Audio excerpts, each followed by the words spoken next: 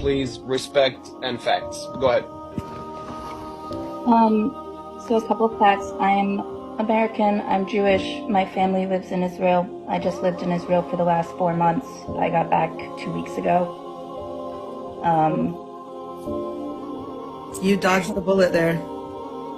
Literally. So what I think everyone who's never been to Israel and to Palestine don't really understand, you don't really understand until you go to the territories around the West Bank and around Gaza, and you're close up and you see the wall, and when you see the surveillance, and when you see cameras pointed towards the settlers, just a couple, and then you see thousands of cameras pointed towards the West Bank and to Palestinians, and those cameras are pointed into their homes, like not just the streets, not the public areas, straight into their homes, into their backyards, on their rooftops. I mean, until you see it, and you see that there are, on the checkpoints, there are autonomous weapons loaded and ready to shoot someone based on video footage, and that those autonomous weapons are pointed on one side. Like, I don't think people understand what occupation means. And I don't understand because I haven't lived it. I have only looked at it from a distance.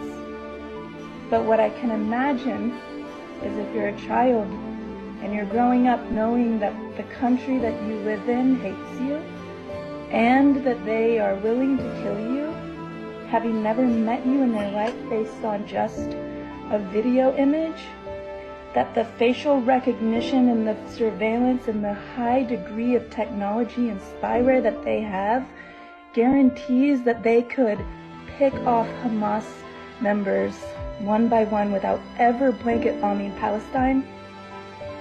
There's no way that this level of intelligence that Israel has doesn't dictate that what they're doing is a massacre and it's genocide, and that the occupation is inhumane, and that it's not based in religion, it's not based in who was there first, and it's not based in a tit for tat.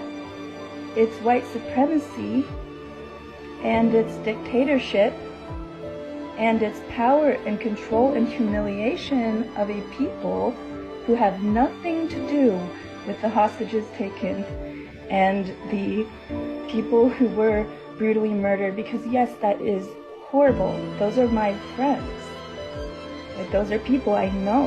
Like, I still have a family member who's missing, and we're giving DNA, trying to figure out where they are. We don't know if they're dead or alive.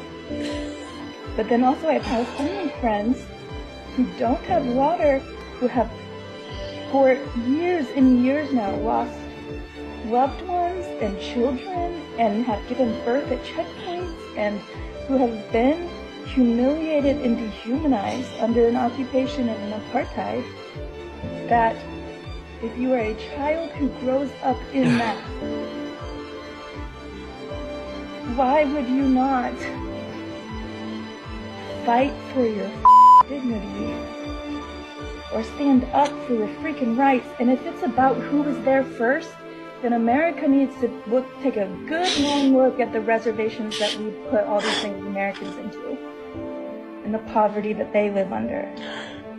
If it's this land belongs to whoever was here first, then we have a big reckoning to do.